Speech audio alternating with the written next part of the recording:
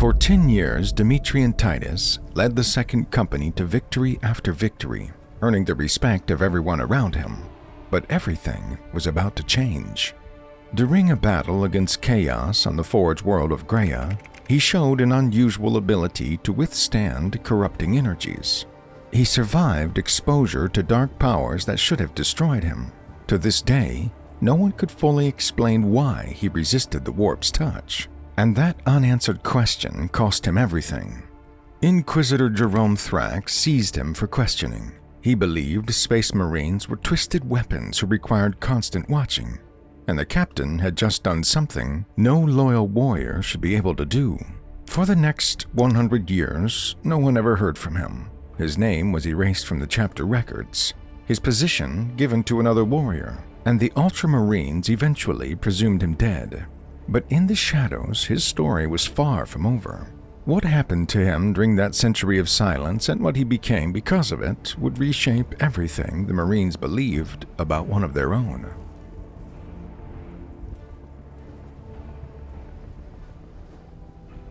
Captain Titus was the only child of a poor family on the agri-world of Tarantus, located on the Mausili system of Ultramar.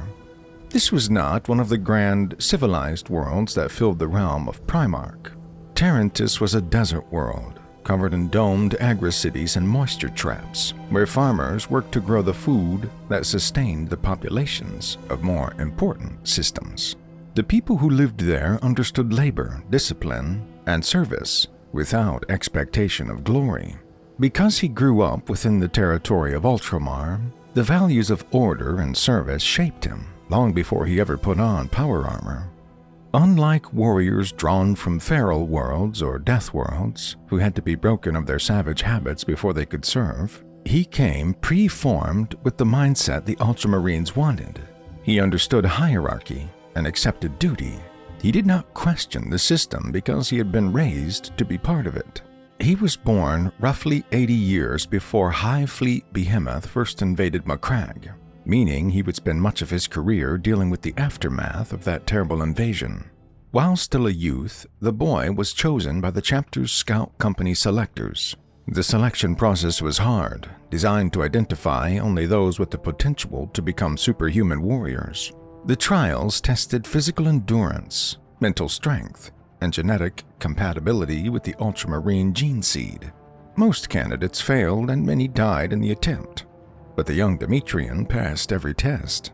He did not merely meet the requirements, he excelled at every trial put before him.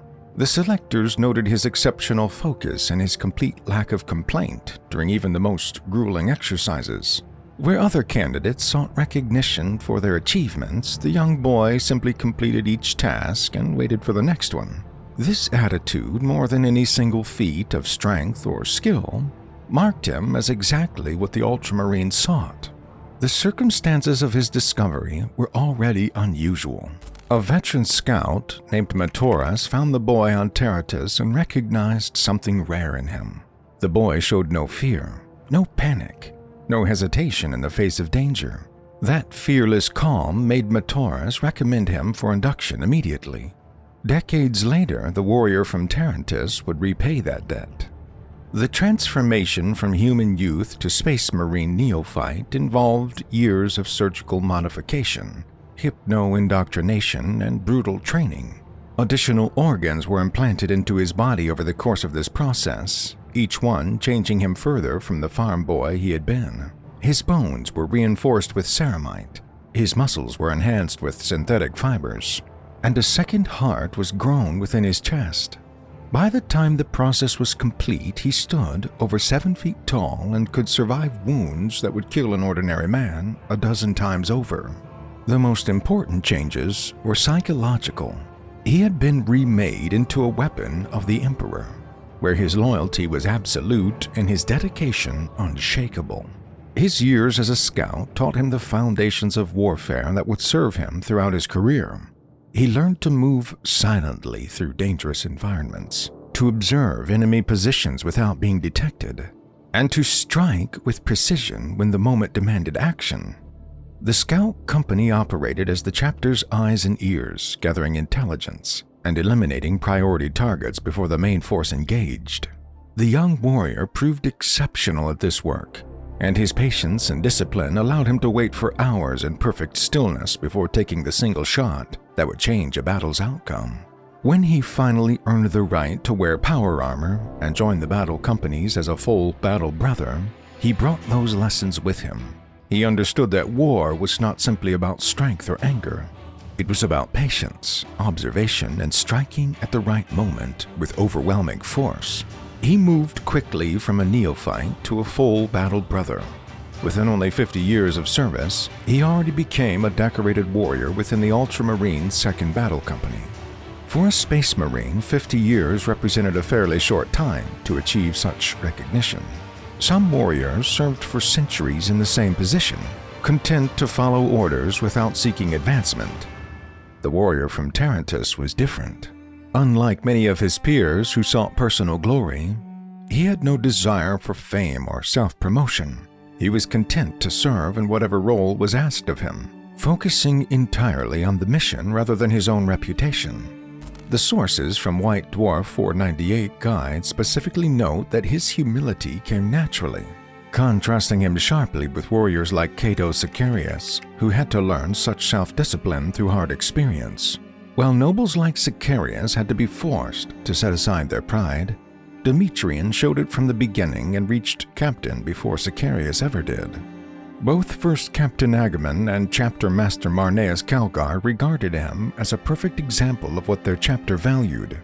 They saw in him the living embodiment of the Codex Astartes ideals: rational thought over superstition, efficient discipline over individual glory, and service to humanity above personal ambition.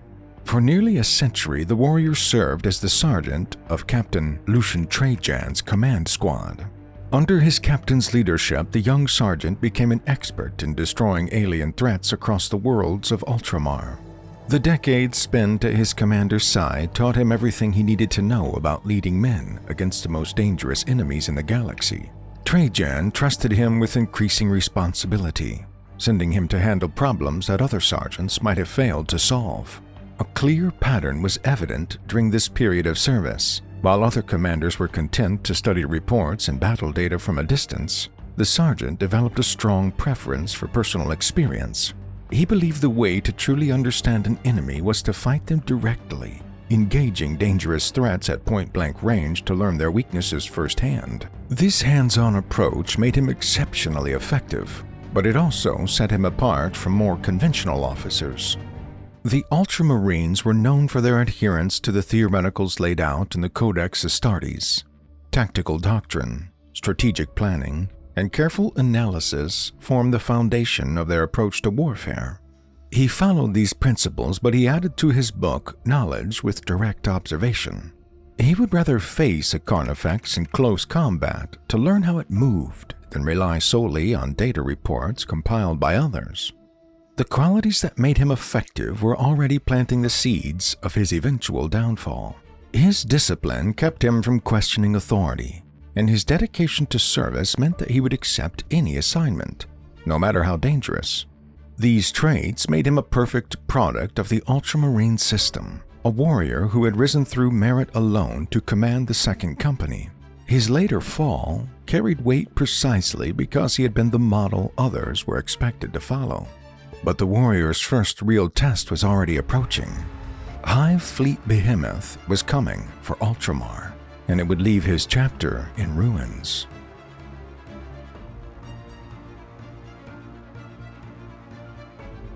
The First Tyrannic War began in 745 M41 with the arrival of Hive Fleet Behemoth, a massive Tyrannid invasion force that struck at the heart of Ultramar. The Warhammer 40,000 core rulebook details the disaster that followed. The Ultramarines' first company was completely wiped out defending the frozen fortresses of Macragge, a loss that shattered the chapter's elite forces and triggered a chain of promotions that would eventually reshape its entire command structure. The Tyrannids were unlike any enemy the Imperium had faced before. They were an extragalactic swarm, an endless wave of living weapons designed only to consume all biomass in their path. Their psychic presence, known as the Shadow in the Warp, blocked all communication and warp travel throughout entire sectors. The warrior who had become captain was not present for the main defense. He was serving in a second company strike force deployed far from Ultramar when the invasion began. The Shadow in the Warp blocked all calls for help from Macragge. By the time the strike force learned of the invasion and fought their way through the warp interference, the battle for Macragge was over. The polar fortresses had fallen, and the first company terminators who defended them had died to the last man. Chapter Master Calgar himself had been grievously wounded, barely surviving his encounter with the Swarm Lord, the Tyranid's supreme tactical organism.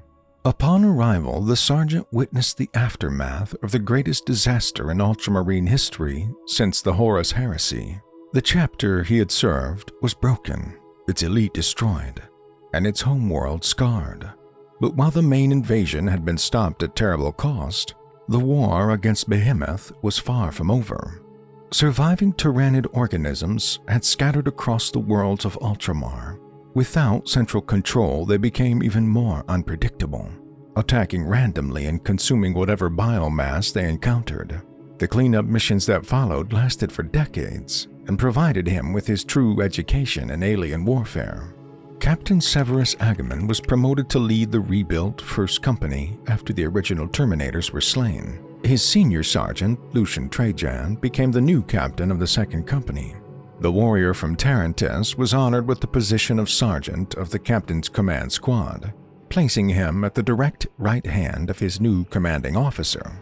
This position made him responsible, not just for his own actions, but for coordinating the protection of the captain in battle. The new Second Company commander frequently sent his sergeant to lead multiple kill teams during purge operations. These missions dispatched him to wipe out surviving alien swarms across the 500 worlds. Each engagement taught him something new about how Tyranids fought, how they adapted, and how they could be killed. It was during these operations that his distinctive command style fully took shape. Carnifexes, the massive living battle tanks of the High Fleets, became a specialty. These bioengineered engines of destruction typically smashed through Imperial lines with their crushing claws and bioplasma, able to destroy even tanks. He learned where their armor was weakest, how their movement signaled their attacks, and what tactics could bring them down without losing entire squads in the process. Through direct experience, he discovered how to exploit their few weak points in close combat. Tyranid warriors, the mid-sized synapse creatures that provided local command to the swarm, taught him different lessons. He observed how eliminating these creatures caused the smaller bioforms around them to fall into confusion, attacking randomly or freezing in place. This knowledge would serve him well in future engagements. A kill team that targeted warriors first could break a swarm's coordination, turning a deadly unified force into mindless, easy targets. Gene stealers, the swift and deadly vanguard organisms of any Tyranid invasion, required yet another approach. Their speed and ferocity made them dangerous even to space marines in close quarters. He learned to read their attack patterns, to predict their movements, and to exploit the brief moments of vulnerability between their strikes. He trained his kill teams to fight in tight formations, covering each other's blind spots, never allowing a gene stealer to isolate a single target. During this time, the sergeant grew into an excellent fighter and commander. He was learning not just how to fight, but how to lead. When a swarm threatened an agri-world's harvest, he was dispatched to eliminate it before the crops could be consumed. When Tyranid organisms infested a manufactorum, he led the teams that cleared them out level by level. The cleansing of Ultramar lasted for decades, and the warrior's service during this period established his reputation throughout the chapter. Senior leaders recognized both his effectiveness and his character. By the time the purges ended, he had proven himself one of the chapter's most capable sergeants. He was ready for the next phase of his career. But that same profile would later draw the attention of those who saw any unexplained strength as evidence of hidden corruption. His moment of promotion came in a world called Beta Arcturus. He would gain command through tragedy and save a young battle brother. That rescue would prove to be the worst mistake of his life.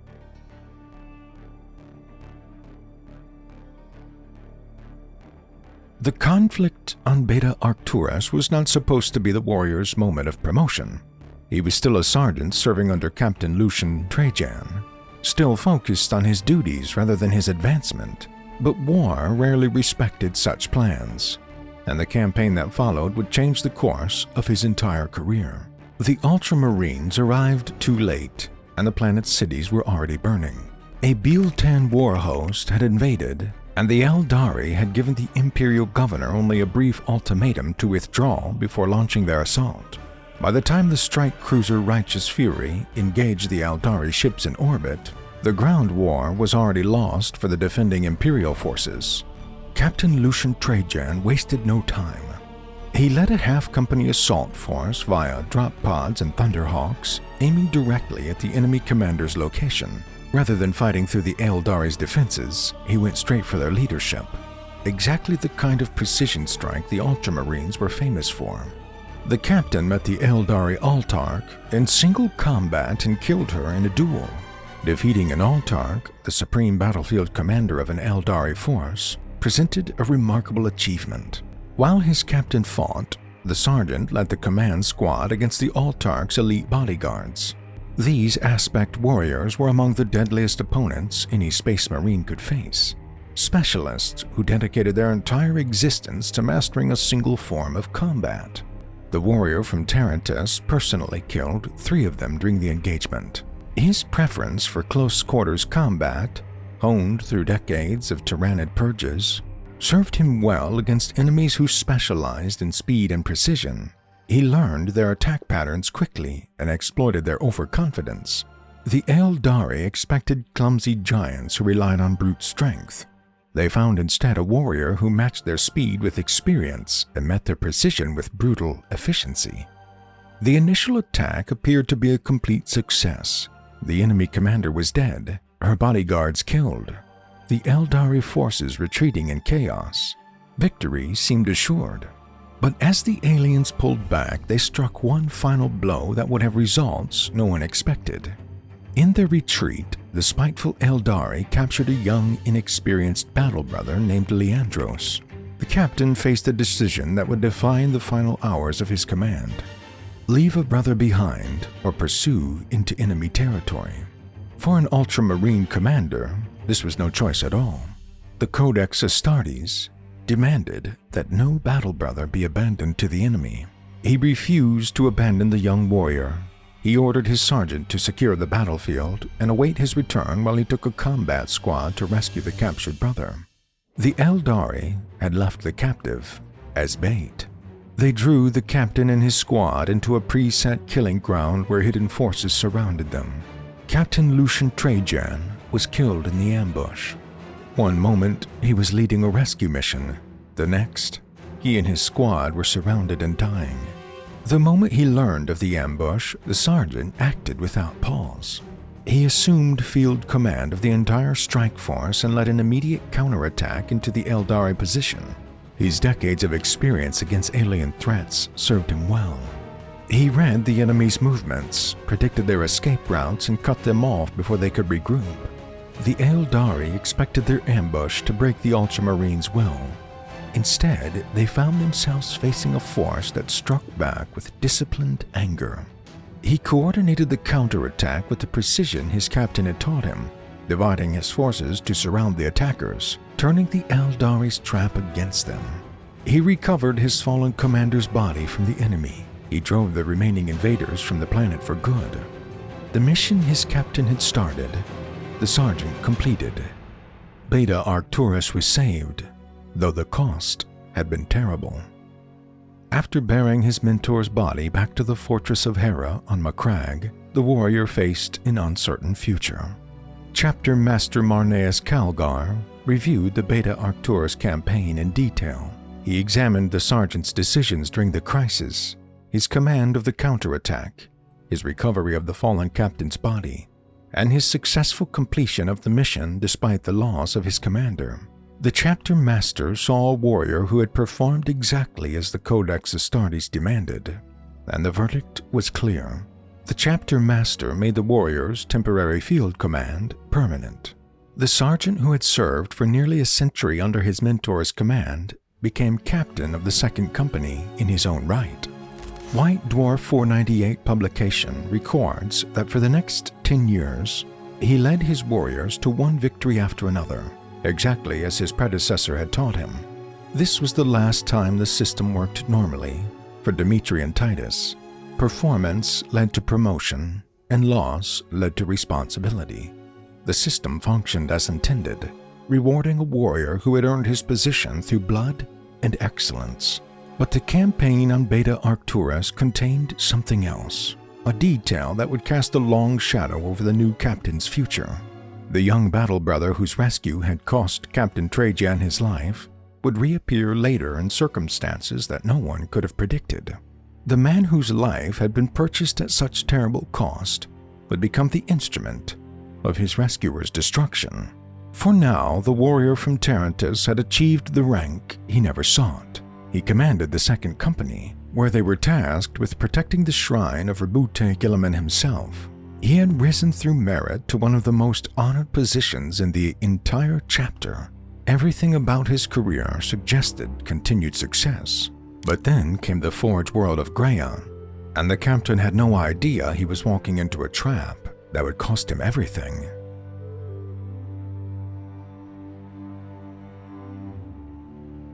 "10 years into his time as captain of the second company, the warrior received orders to deploy to the Forge World of Graia. Forge Worlds were among the most valuable assets in the Imperium, industrial planets dedicated entirely to producing the weapons and machines that kept humanity's armies fighting. Their loss represents not just territorial defeat, but a major reduction in the Imperium's ability to wage war. Graia was under attack by the Orks of Grimskull, a massive greenskin invasion threatening to overwhelm the world's defenses.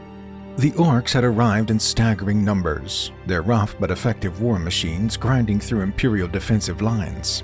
The planetary defense forces were collapsing, and without Space Marine invention, the Forge World would fall within days.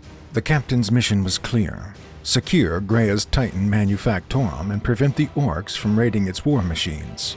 Upon arrival, he coordinated with Lieutenant Myra and her outnumbered Cadian guardsmen, the only Imperial forces still holding the line. Together, they fought through hordes of Orks in the ash-choked Manufactorum districts. The campaign reached its first major turning point when the captain confronted Ork war boss Grimskull, the leader of the entire invasion. In fierce combat, he slew the towering greenskin and broke the back of the Ork threat. The mission seemed complete.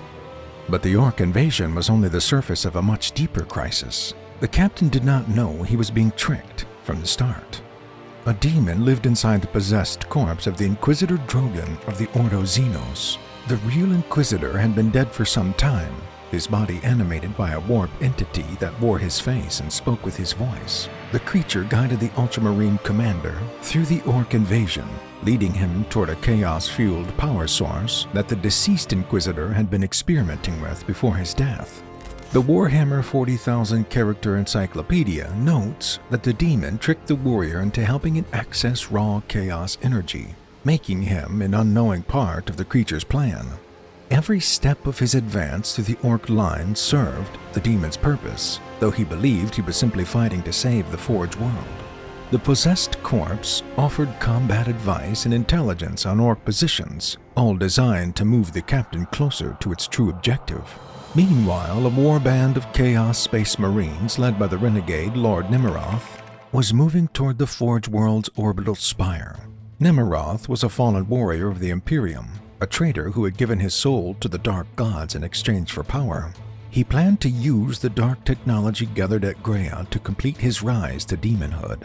If he succeeded, he would become a demon prince, an immortal servant of chaos empowered beyond mortal limits. A permanent tear to the realm of chaos would open above Graia, transforming a vital Imperial asset into a gateway for demonic invasion. The consequences would extend far beyond one Forge World. The entire Graia system and surrounding regions of Segmentum Pacificus would fall into the corrupting influence pouring through the tear in reality, with demonic forces spilling into neighboring systems. The captain fought his way through the Ork hordes, his small force cutting through greenskins by the hundreds. He was not alone in this fight. Two battle brothers stood with him throughout the campaign. Sidonus, a veteran sergeant who had served alongside him for decades, and Leandros, the young warrior whose life had been purchased with Captain Trajan's blood on Beta Arcturus. He discovered evidence of the Chaos presence piece by piece, realizing that the Ork invasion was merely a distraction for something far more dangerous. The possessed Drogon continued to guide him, always pushing him toward the orbital spire where Nimroth waited. The campaign cost him more than he expected. Veteran Sergeant Sidonus, who had served at his side for decades, was killed during the fighting. The loss struck hard as Sidonus had been one of the few warriors the captain trusted completely, a steady presence through countless battles. Now he was gone, cut down by Chaos forces on a Forge world far from home. The Ultramarine commander had no time to mourn. Nimroth was ascending, and the mission demanded everything he had left. The conflict reached its peak at the orbital spire. The captain fought through waves of Chaos forces to reach the summit. He discovered the demon's deception, realizing that he had been manipulated throughout the campaign. But by then, Nimroth was already beginning his transformation. Raw warp energy flowing through his body as he attempted to shed his mortal form and ascend to something far worse. The Ultramarine captain faced Nimroth as the Chaos Lord attempted to complete his rise. The battle was fierce. Fought against a warrior who was already partially transformed, Nimroth used warp fuel strength that would have torn apart lesser warriors. His attacks carried dark energy that burned through both armor and flesh. In a moment of desperate courage, the captain grabbed Nimroth during his transformation and threw both of them off the orbital spire. They fell through the corrupted skies, still fighting as they fell. The captain resisted the corrupting energy swirling around Nimroth and struck the Chaos Lord down while still in the air. He then smashed the unstable power source, which exploded and closed the warp tear above Graia. The Chaos attack was stopped, and the Forge world was saved. By every measure that mattered, the Ultramarine had achieved a victory of enormous importance. During the crisis, however, something happened that would define the rest of his life. He was exposed to raw Chaos energy during the fight with Nimroth, energy that should have corrupted or destroyed him. This was direct exposure to the concentrated essence of the warp, the kind of force that twisted mortal flesh and shattered human minds. Instead, the captain displayed a rare ability to withstand its corrupting power. He finished from the fight intact, apparently uncorrupted, his mind and body unchanged despite exposure that should have been fatal. He survived something he should not have survived. He did not understand why he had survived. He had felt the warp's touch, felt its hunger pressing against his soul, and somehow he had pushed it back. He had no answers, only questions that would haunt him for the rest of his life. The gift that saved him would also destroy everything he had built. And the Imperium does not trust mysteries. Inquisitor Jerome Thrax of the Ordo Malleus intercepted binaric distress messages from Graia regarding the Chaos attack. The Ordo Malleus specializes in combating demonic threats, and its Inquisitors were among the most paranoid individuals in an empire built on paranoia. They have seen what Chaos does to even the strongest warriors. They know that corruption can hide behind the most innocent-seeming faces. Thrax arrived at the Forge world to find a captain who had not only survived exposure to Chaos, but had come out apparently untainted and uncorrupted. The Inquisitor did not see a hero worth rewarding. He viewed the captain's survival as evidence of potential corruption. He believed Space Marines were a major threat to humanity alongside Chaos itself. He saw them as corrupted weapons who could never be fully trusted. His logic was simple. The captain had survived something that should have killed or corrupted him. Imperial science could not explain his resistance. Therefore, his resistance must be the result of something hidden, something dangerous. The fact that the warrior appeared uncorrupted only proved that his corruption was well hidden. The captain was taken into custody despite having just saved an entire world. The young battle brother who had been rescued on Beta Arcturus was present on the Forge world. When the captain displayed his unexplained resistance to corruption, He reported his commander directly to the Inquisition rather than trusting the chapter to investigate. This was not an obvious betrayal in his mind. The young warrior believed he was following protocol, reporting a potential threat through proper channels as the Codex Astartes demanded. But the Codex also expected battle brothers to trust their captains and their chapter. By going directly to an outside authority, he bypassed the entire Ultramarine hierarchy. He placed his suspicion above the judgment of everyone who had served alongside the captain for decades. The young warrior whose life had cost Captain Trajan everything now handed his rescuer to the Inquisitor's cells. The captain surrendered himself without resistance. Despite his innocence, despite knowing he had done nothing wrong, he allowed himself to be arrested without fighting back. He believed that taking up arms against an Inquisitor would be shameful for a captain of the Ultramarines, and would surely mark him as a traitor in the eyes of the Imperium. His discipline, the very quality that had made him an exemplary Ultramarine, became the tool of his destruction. The connection to his unknowing cooperation with the demon-possessed Drogon served as additional evidence. Thrax used this detail against him. The captain had worked alongside what appeared to be an Inquisitor who was actually a demonic creature. Whether he knew about the possession was irrelevant. The fact of the cooperation was enough to justify further suspicion. To the people of the Forge World, he was the savior who stopped an Ork invasion and killed a Chaos Lord. But to the Inquisition, he was a potential threat that could not be trusted. The system had turned its own champion into a suspect. The captain was removed from Graia not as a returning conqueror, but as a prisoner of the Holy Inquisition. He was taken to a remote watch station far from Macragge, far from his brothers, far from anyone who might have spoken in his defense. And for the next 100 years, no one heard from him. His name was erased from the records, and his position was given to someone else. The warrior who saved Graia had vanished from the galaxy.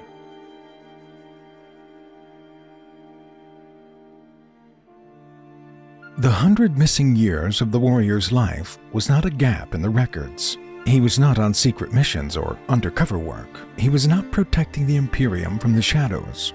He was a prisoner held without trial, questioned without end, and forgotten by a system that refused to answer his chapter's calls for justice. Inquisitor Jerome Thrax held the former captain for more than 100 years. During this time, the warrior was subjected to brutal mental torture and forced mind-reading, methods designed to break the strongest wills and uncover hidden corruption. Psychic attacks ripped through his mind, searching for any sign of corruption. His memories were forcefully examined, and every moment of his service checked for evidence of betrayal. After a century of such treatment, the Inquisition found nothing.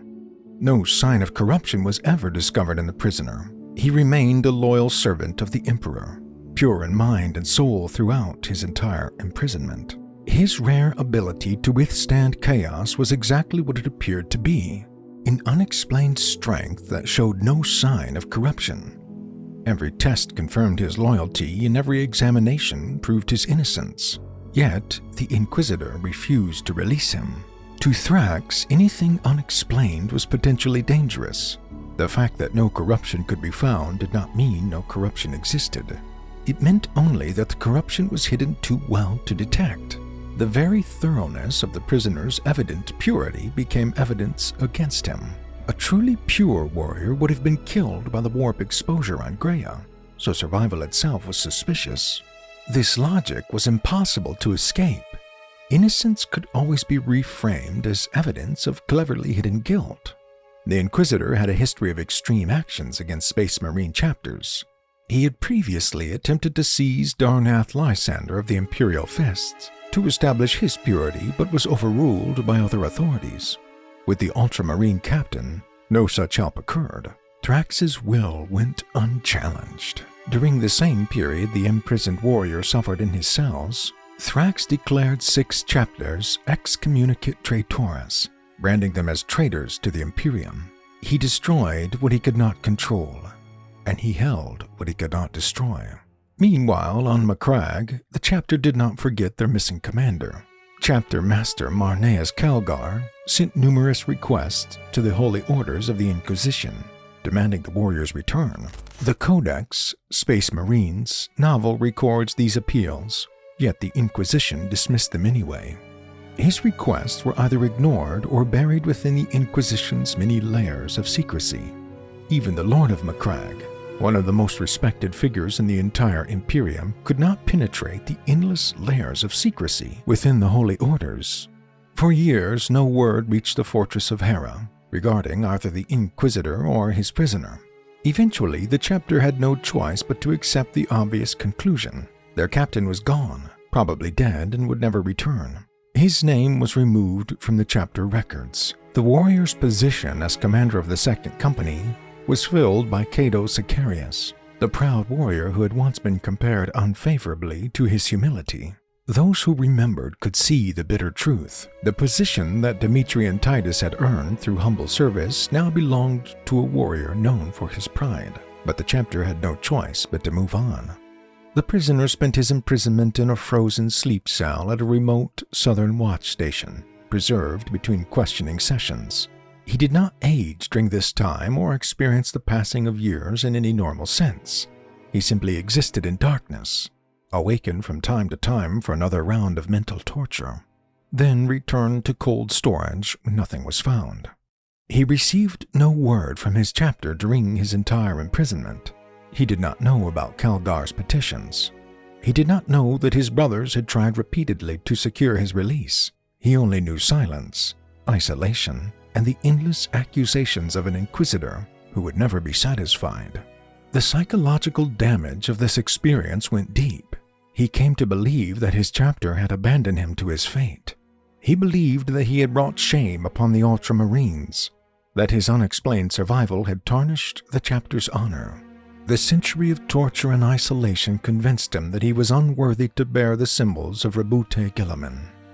The questioning never stopped. Even when it found nothing, Thrax would not accept the evidence of his innocence, because he could not accept that his suspicions were wrong. To admit that the captain was pure would be to admit that he had imprisoned a loyal servant of the Emperor for no reason. The Inquisitor's pride demanded that his prisoner be guilty of something. The irony of his story was that his fear eventually destroyed him. Thrax was investigating the corruption of the Grey Slayers chapter when he was possessed by a demon, the very threat he had spent his career hunting. The extremist who believed himself pure, above all others, fell to the corruption he had so obsessively sought in others. He was promptly killed by the Grey Knights, the Imperium's elite demon-hunting force. The man who had imprisoned the captain for a century met his end at the hands of warriors who actually specialized in fighting the threats he only suspected in others. Following his death, the Red Hunters chapter was sent to secure the Inquisitor's hidden holdings. In the remote southern watch station, they discovered something unexpected. A group of Space Marine prisoners, including the former Ultramarine captain, locked in frozen sleep cells. These warriors had been detained on mere suspicion over the years, forgotten in his secret prisons. Each one had been suspected of some corruption that the Inquisitor could never prove but would never dismiss. The Inquisitor was now dead, but his hidden prisoners remained. The warrior was not immediately returned to Macragge. Instead, he and the other survivors were brought to the Deathwatch fortress of Watcher Keep for evaluation by a new set of Inquisitors. The system had freed him from one cage only to place him in another, though this new captivity would prove very different from what came before. At Watcher Keep, the former captain faced a choice that would determine the rest of his existence. He could ask for return to Macragge, explaining his innocence and trusting that his chapter would accept him back. He could demand reinstatement to his former rank and position and fight to reclaim everything that had been taken from him. Instead, he chose to disappear entirely. He believed the silence of a century meant his chapter had abandoned him. The psychological damage done during his imprisonment shaped his decision about what to do next. He erased his name, his history, and his identity. He became something that existed only to kill, without glory, without recognition, without a past.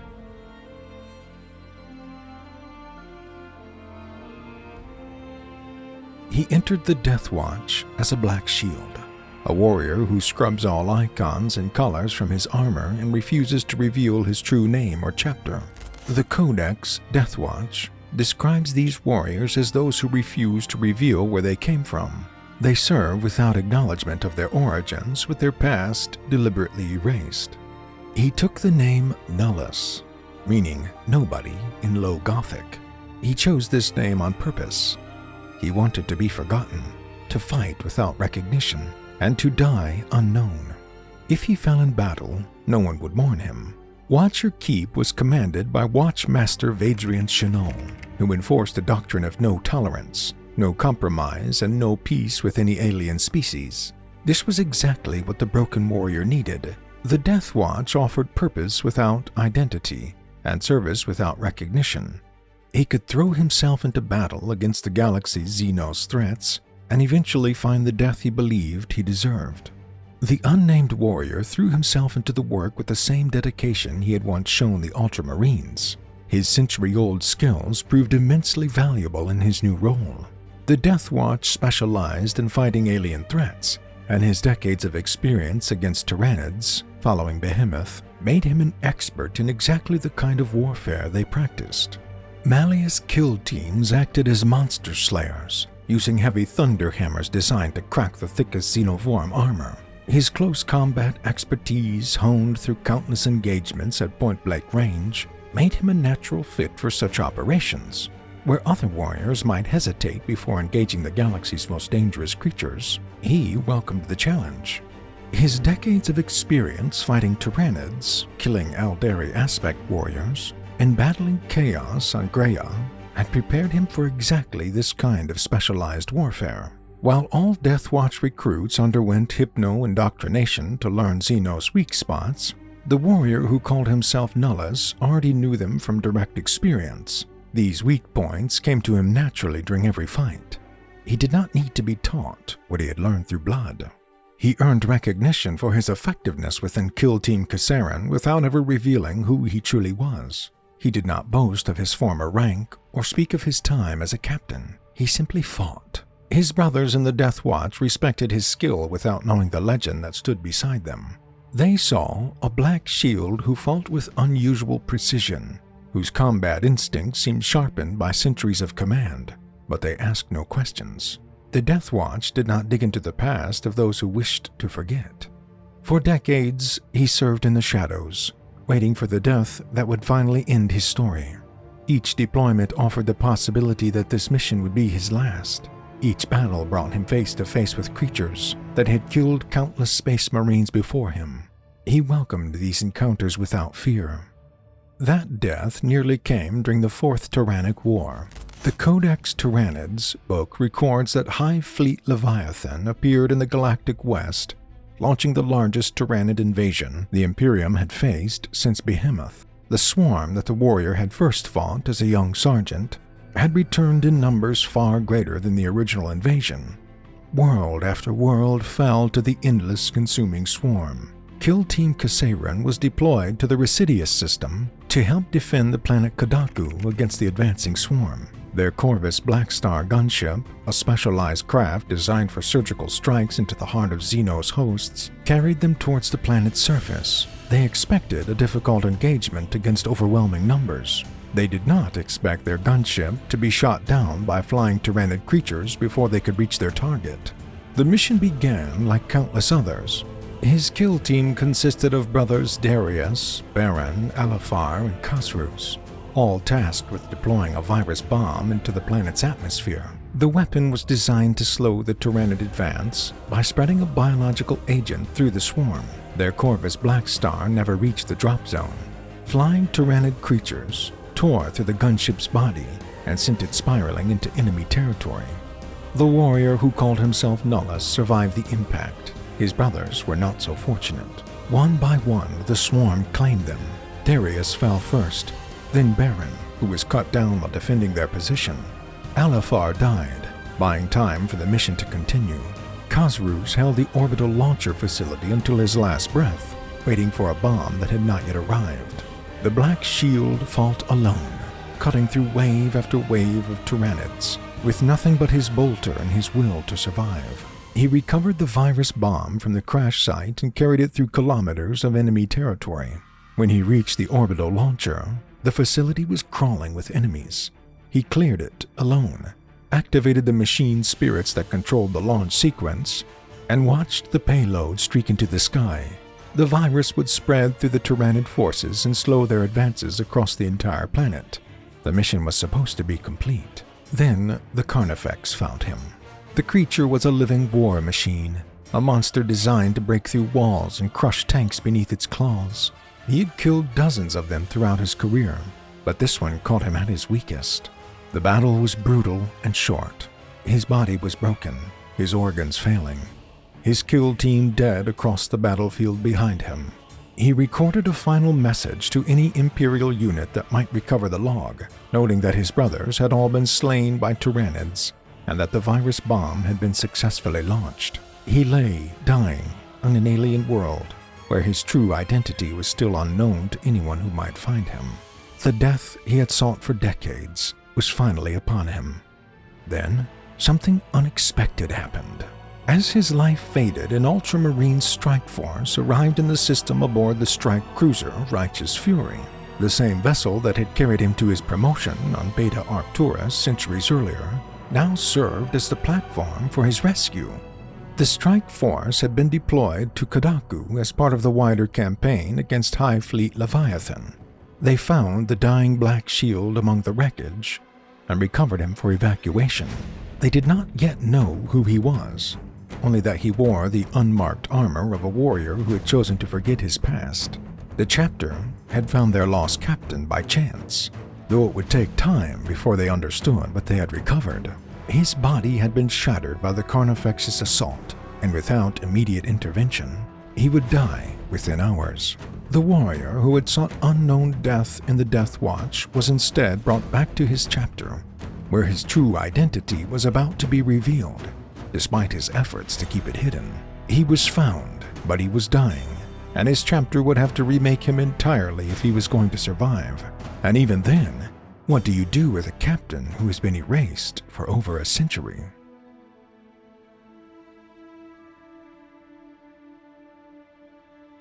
When the warrior was recovered from the surface of Kadaku, his wounds were so severe that he could not survive in his current form. A century of brutal questioning, followed by decades of anonymous warfare, and finally the claws of a Carnifex, had pushed his body beyond its limits. Even Space Marine physiology had its breaking point, and the former captain had reached his. It was ordered that he must undergo the Calgarian rites if he was to live. The procedure was not a simple medical treatment. The Calgarian rites, also known as the Rubicon Primaris, represented the most important transformation a Space Marine could undergo since his original creation. Chapter Master Marneus Calgar himself was the firstborn Space Marine of the Ultramarines to successfully undergo the dangerous procedure. The process involved implanting additional organs, reinforcing the skeletal structure, and enhancing nearly every system in the warrior's body. The subject would come out taller, stronger, and more resilient than any firstborn Space Marine could be. But the procedure came with tremendous risk. Many Space Marines who attempted the crossing did not survive. The physical stress of the transformation was enormous, and the integration of new gene seed components often triggered fatal rejection responses. Warriors who had served for centuries died on the operating tables, where their bodies were unable to accept the changes being forced upon them. He endured this transformation with the same calm endurance he had displayed during his century of inquisitorial torture. When the procedure was done, he was physically remade, stronger than he had ever been in his former life. But strength alone did not erase what had happened. He woke in a body that felt familiar and foreign. His hands were larger now, his reach longer, and his senses sharper. Yet the memories of Thrax's cells remained. The century of silence still weighed on him. He had to learn not just how to fight in this new form, but how to be an Ultramarine again. Before he could rejoin his brothers, he was made to speak the words that bound every Ultramarine to their duty. standing before the chapter's representatives, still adjusting to a body that felt both familiar and foreign. He recited the catechism that had defined his existence for over 2 centuries. His life was his honor, and his fate was his duty. His only fear was to fail, and his only reward was salvation. His craft was death, and his pledge was eternal service. These words came without hesitation. A century of torture had not broken him.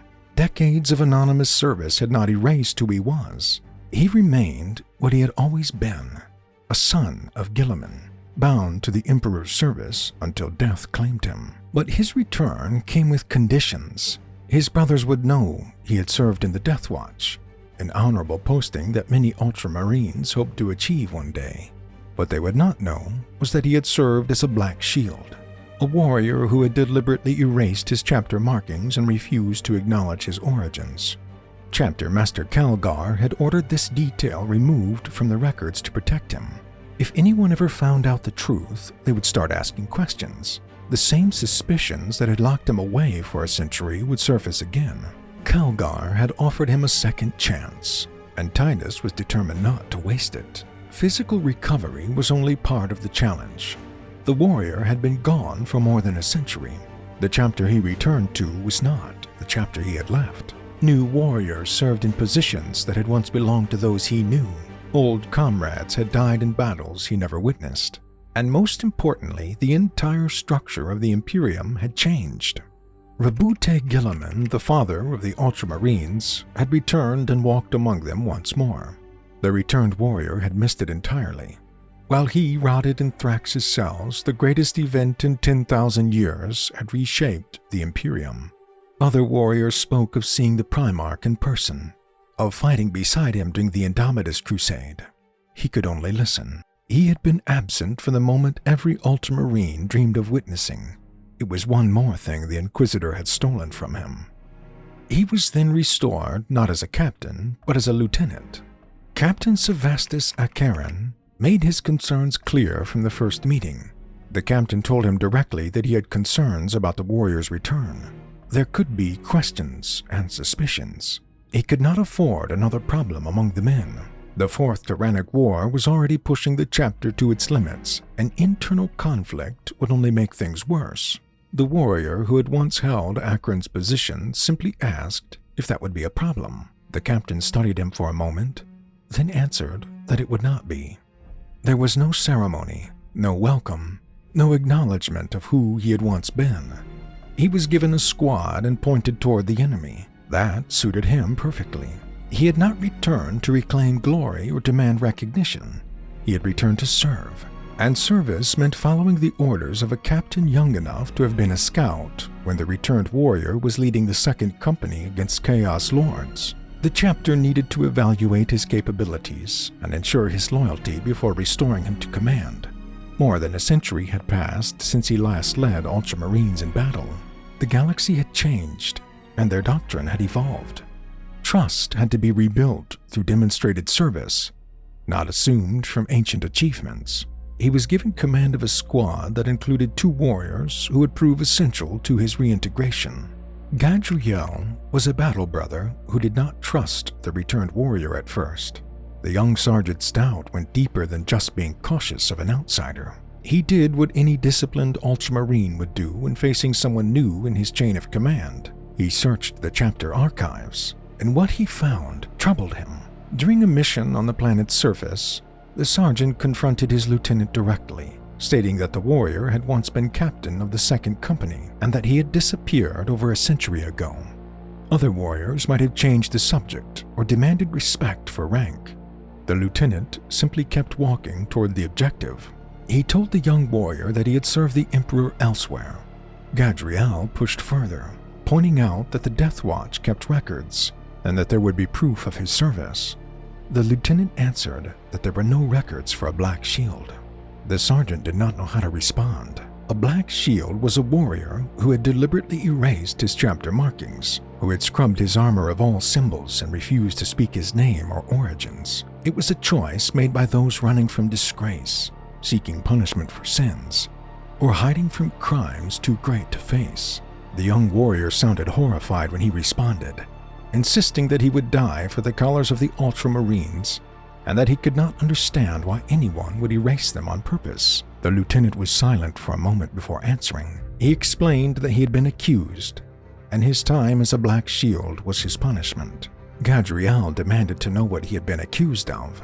The answer was simple: corruption.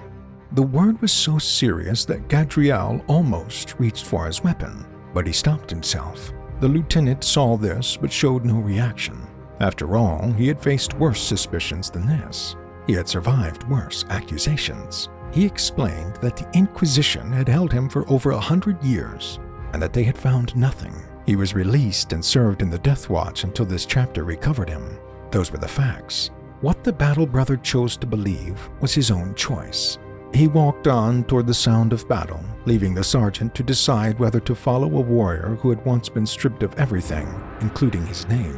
Through his actions on the battlefield over the following weeks, the lieutenant slowly earned Gadriel's respect, turning a doubter into a loyal brother.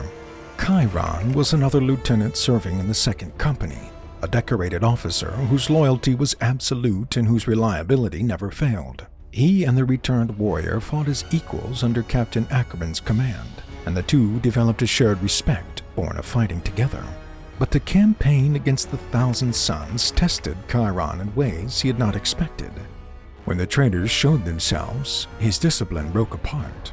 He shouted that he would not rest until every last traitor lay dead at his feet, then ran ahead of the group straight into a group of Chaos Marines. His hatred clouded his judgment, and his anger took over his training. He fought like a madman, not a son of Gilliman. The senior lieutenant had to hold him back after the fight. He demanded that Chiron explain himself. The younger lieutenant asked if he needed to justify his hatred. The senior officer replied that he needed to justify his recklessness. The traitors deserved to die, but Chiron would get himself killed if he kept acting this way. The younger warrior insisted that death was his duty. The senior lieutenant corrected him, explaining that his duty was to the Emperor and that he would die when and where the Emperor chose, not over some personal grudge. The younger lieutenant lowered his head and agreed. It was a lesson the senior officer himself had learned long ago. Hatred was a weapon, but like any weapon, it could destroy the one who used it carelessly. Chiron would need to control his anger if he was to survive the wars to come. In his early missions as lieutenant, the returned warrior proved that his skills had not weakened. During the siege of Martyr's Palace on the planet Eulandrian, he slew a hive tyrant, one of the Tyranids' most fearsome Synapse commanders. On the ocean world of Hyra's lair, he and his brothers held the line for 16 days, protecting vital Prometheum rigs from endless waves of Tyranid creatures. He also delivered the killing blow to a massive Norn emissary known as the Ghoul of Rashlav, preventing the complete collapse of Imperial defenses on that front. Each victory added to his growing reputation among the 2nd Company and slowly rebuilt the trust that Thrax had tried to destroy. But the Tyranids were not the only threat he faced during this time. In the Residius system, he fought Chaos forces as well, helping to defeat a sorcerer of the Thousand Suns named Imura and his Rubric Marines. The man who had been imprisoned for a century on suspicion of Chaos corruption now fought against the very forces he had been accused of serving. But the sorcerer did not limit his attacks to gunfire and warp flames. He attacked the lieutenant's mind with words meant to break his will. The sorcerer's voice came through the hallways of the facility, mocking the Ultramarine with knowledge he should not have had. Imura spoke of how Lord Calgar had left the lieutenant to rot in the Death Watch for a century. He asked how long the warrior had suffered under the torturous Inquisition, how many years he had spent hidden beneath the black armor, waiting for forgiveness that never came. The lieutenant did not slow down. The sorcerer continued, claiming that the warrior had been betrayed by his beloved Primarch, and that his own brothers had abandoned him, and that he still came crawling back to serve masters who had thrown him away like broken equipment. The lieutenant replied that the sorcerer was wasting his breath, and told Imura not to speak as if he knew him. But the Thousand Suns sorcerer did know him. Somehow the forces of chaos had learned his history, his imprisonment, and his century of silence, they knew exactly where to strike. The mental attacks continued throughout the campaign. Imura spoke of the Thousand Sons' betrayal at Nicaea, comparing his legion's treatment by the Emperor to the lieutenant's own treatment by the Imperium. He talked about the hypocrisy of the Imperium's hatred for sorcery, while the Emperor himself sat upon a throne powered by thousands of sacrificed psychers. He tried to convince the warrior that the Emperor's servants were no different from the servants of chaos, that both demanded total loyalty and rewarded it with abandonment. None of it worked. The warrior who had survived a century of inquisitorial torture would not break because of a sorcerer's words. He had faced the warp's touch and came out uncorrupted. He had been stripped of his name, his rank, and his identity, and he had rebuilt himself from nothing. Words alone could not hurt him. Only failure could do that. And he did not plan to fail. The warriors who fought beside him saw no sign of corruption, only a veteran who knew how to keep his brothers alive. The defeat of Imura and his rubric Marines changed how the Second Company viewed their returned lieutenant. He had faced a sorcerer who knew his deepest wounds, who had tried to use his century of suffering as a weapon against him, and he had not broken. Where a weaker warrior might have been consumed by rage or shattered by doubt, he had simply continued the mission. The Thousand Sons sorcerer died believing he could control the Ultramarine with words, but he was wrong. The lieutenant had already survived worse than anything Imura could offer. One mission showed the kind of warrior he had always been. On Saouj, the lieutenant was assigned to lead a small team to destroy a chaos cult stronghold. The mission was considered almost impossible, the kind of assignment given to those expected to die trying. Inside the stronghold, a Tzeentch sorceress confronted his squad. She froze time itself and attacked each Ultramarine's deepest fears, killing some of the lieutenant's comrades with psychic terror alone. When the sorceress tried to invade the lieutenant's mind, expecting to find fear and doubt, she found nothing to exploit. A century of torture and decades of anonymous service had burned away anything except duty and faith. The lieutenant seized the opportunity and killed the sorceress with his combat blade, ending the chaos threat for good. He not only succeeded against the odds, but he also dragged his badly wounded former mentor, veteran Sergeant Matoras, to safety before the site was destroyed. Matoras was the same warrior who had helped discover his potential as a youth on Tarantus decades before. Saving him earned the lieutenant renewed respect among the Ultramarines, who remembered the warrior he had once been. But the campaign revealed something troubling that the lieutenant could not explain. During a mission to investigate the remains of a Thunderhawk brought down by Chaos forces, he collapsed without warning. One moment he was examining the corrupted debris, searching for evidence of the enemy's presence, and the next he was on his knees, his vision blurring and his body refusing to obey his commands. It only lasted seconds, but it was seen by his entire squad. Magos Gallo, the ship's senior tech priest, examined him afterwards. The Magos reminded him that he had suffered terrible damage at the hands of the Carnifex on Kadaku. While in that broken state, he had gone through the Rubicon surgery. His body had been ripped open from head to foot and remade into something new. If some mistake had been made during that process and remained hidden, it could cost him his life. The chaplain assigned to watch over the company's spiritual purity had a different view. He warned that if the forces of chaos were indeed present, any weakness could grow into a cancer of the soul. He advised the lieutenant to follow the pages of the Codex Astartes closely, for it would protect him from the pool of corruption. Some believed the collapse was a side effect of the surgery, while others suspected something darker. Perhaps his resistance to chaos on Graia had finally begun to fail.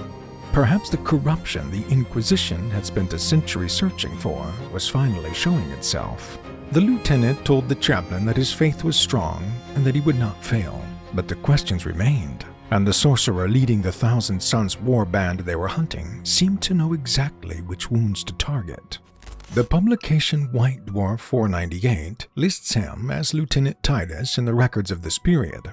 The rank showed the chapter's caution about his return rather than any doubt about his abilities. He had to prove himself again, show that a century of torture and decades of anonymous service had not changed who he was. The proof came through blood and victory.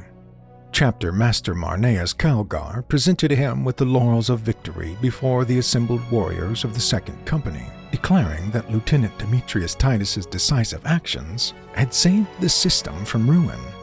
With great pride, the chapter master presented this honor worthy of such deeds, stating that every warrior of the Adeptus Astartes should see that here stood the true measure of a son of Guilliman.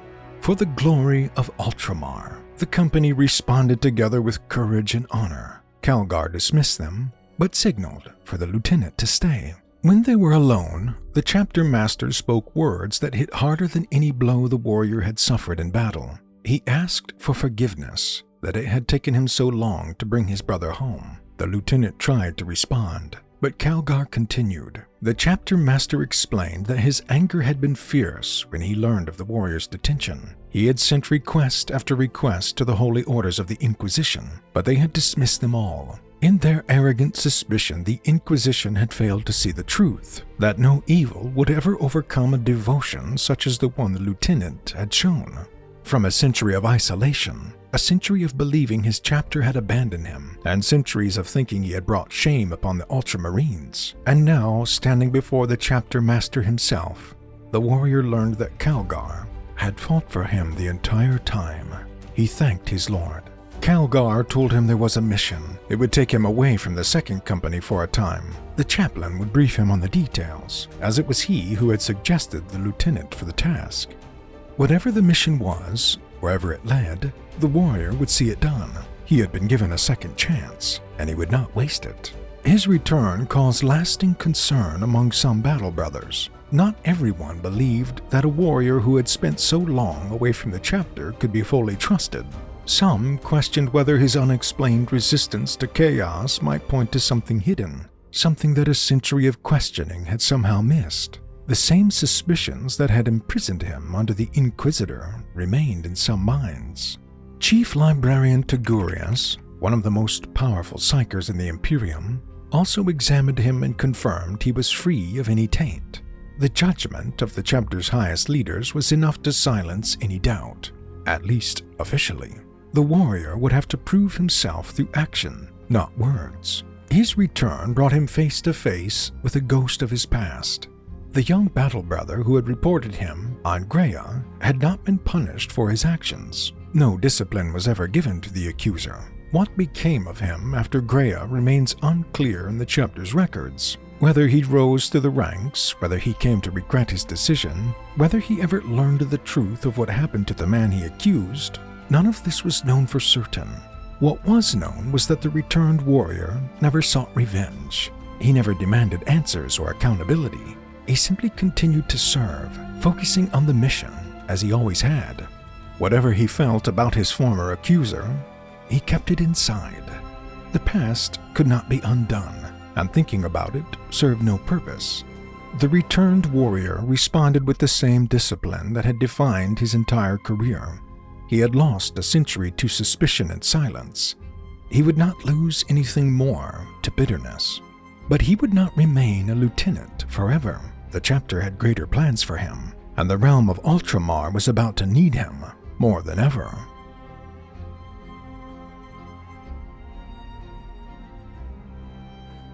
Much had changed in the Second Company during the warrior's absence. Cato Sicarius had taken his place and led for many decades, but Sicarius was eventually lost in the warp during the Terran Crusade. Command was then passed to Sevastus Acheron. The returned warrior served under Acheron as lieutenant, watching a younger warrior hold the position he had once earned. But he never complained and simply did his duty and waited for the chapter to decide what he would become. Captain Sevastus Acheron and Chiron both met their end in the world of Trig. 2 more losses in a company that had already lost too many. A gene-stealer cult uprising threatened to consume the entire planet, and the captain made a choice that would cost him everything. He led his forces into the heart of the infestation, sacrificing his entire force to contain the uprising and save the world. It was a noble death, the kind of sacrifice the Codex Astartes honored above all others. but it left the second company without a commander. The lieutenant's service, his victories against both Tyranids and Chaos, and his proven loyalty made him the clear choice to succeed his fallen captain. He had since been awarded the rank of captain once more, and with it the title of Master of the Watch, the officer responsible for the defense of the fortress of Hera itself. It was the same position he had held before Graia, more than a century earlier. But this new captaincy was not simply a restoration of his former position.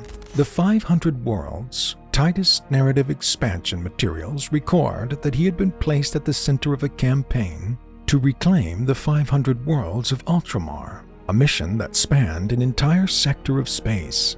To support this assignment, he was given command of a dedicated force known as the Wardens of Ultramar, along with an attached staff of civil military specialists to manage the restoration of the realm. The Wardens included warriors who had fought beside him during his time as lieutenant, including Gadriel, who had once doubted him, and his old mentor, Metoras, the veteran who had first discovered his potential on Tarantus decades before. He was no longer just a company captain leading 100 warriors. Chapter Master Calgar simply informed him that his service as lieutenant had proven what the chapter already suspected, that the warrior had never stopped being the commander they remembered. The rank of captain was not a reward, but an acknowledgement that the Ultramarines needed him in command. The scale of the campaign required coordination across multiple fronts as the chapter fought to restore worlds still bearing scars from the early Tyrannic Wars. Ultramar had never fully recovered from Hive Fleet Behemoth's devastation centuries earlier. Worlds that had once thrived were still rebuilding, and populations that had numbered in billions remained destroyed. The economic and military infrastructure of the realm had been shattered in ways that would take generations to repair. And now, with Hive Fleet Leviathan destroying the Galactic West in the Fourth Tyrannic War, any new splinter fleet could threaten Ultramar's worlds once more. The warrior who was once erased from chapter records now held a command that some described as immense in scope. If the Tyranids were not stopped, every world in Ultramar would be at risk, including Tarantus, the agri-world where he had been born more than 2 centuries earlier.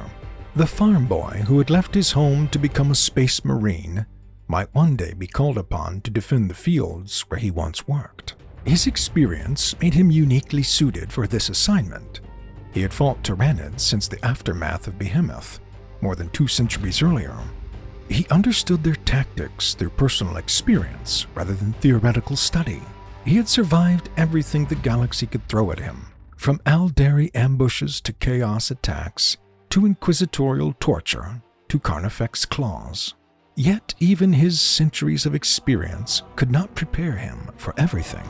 Across the 500 worlds, ancient Necron tomb worlds were waking from their long sleep, and the new captain found himself facing an enemy he had rarely fought before. The deathless legions moved with cold precision, nothing like the swarming hunger of Tyranids or the twisted rage of chaos.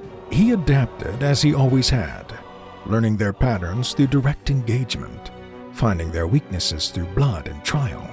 The campaign tested him in new ways, forcing him to become a student of war once again. On the world of Nova Magnor, he faced the Necron Lord, Necrosor Amintar, one of the deathless rulers who had slept for millions of years beneath the planet's surface. The battle tested him against an enemy that felt no pain, no fear, and no mercy. The Wardens of Ultramar operated differently from a standard company deployment. They combined Space Marine strike forces with Imperial Guard regiments, Mechanicum support elements, and civilian reconstruction teams. The captain had to coordinate not just warriors, but entire planetary rebuilding efforts, balancing military necessity against the needs of populations struggling to survive in the aftermath of invasion. He approached this task the same way he approached every challenge in his long career, through direct involvement. He did not command from a distant flagship. He walked the ruins of shattered cities, spoke with the survivors, and fought alongside his warriors on the front lines. The lessons of Behemoth, Beta Arcturus, and Graia had taught him that a leader who understood his battlefield could adapt faster than one who relied on reports alone. Even though the Imperium had punished him for being impossible to explain, he was now trusted with a mission some described as impossible. In the desperate post-Rift wars, the Ultramarines could not afford to waste a proven hero. Whatever doubts his brothers once held had long since been silenced by his deeds. Captain Titus now led the Wardens of Ultramar into battles that would determine whether the realm his Primarch built could survive the threats gathered against it. The Fourth Tyrannic War continued, and the realm of Ultramar needed him more than ever. His resistance to chaos remained unexplained, a mystery that had already cost him a century of his life and could still cost him more. Before he departed on his new mission, one final encounter awaited him. The chaplain who had monitored his conduct throughout the campaign approached him in the corridor outside the armory. His skull-faced helm was removed, revealing features that stopped the captain cold. He knew that face. The warrior who had once been a young battle brother on Beta Arcturus, the one whose life had cost Captain Trajan everything, now stood before him wearing the skull helm of a chaplain. Leandros told him that he had done well, and that he had won the trust of his brothers and of the chapter master. However, the captain needed to know that suspicion never completely went away. The chaplain would be watching him, and if he showed any sign of weakness, there would be no mercy. A century ago, this man had handed him to Inquisitor Thrax. Now he held authority over the captain's very soul, serving as one of the officers responsible for the spiritual purity of the chapter. Another voice called from the end of the corridor, announcing that it was time. The chaplain put his helmet back on and told the captain that he would explain the mission details on the way. The warrior would be coming with them. The irony was not lost on him. The young warrior he had helped rescue on Beta Arcturus, the one Captain Trajan had died to save, had grown into a chaplain of the chapter. He had risen through the ranks while the captain rotted in Thrax's cells. He had earned a position of spiritual authority while the captain fought for survival in the Death Watch. And now, after everything, they would serve together again. The man who had condemned him would walk beside him into whatever darkness awaited. It was the kind of cruel joke the galaxy seemed to specialize in. Whatever mission Calgar had assigned him, his former accuser would be there watching and judging, waiting for the moment when the captain might finally prove the suspicions that had haunted him since Graia. The captain followed without protest. After all, he had survived the Inquisition, the Death Watch, a Carnifex, the Rubicon surgery, and 1,000-sun sorcerer who knew his every weakness. He would survive this too. Somewhere in the war-torn reaches of Ultramar, Captain Titus is still fighting. But if you want to learn more about Warhammer 40K, make sure to subscribe to this channel.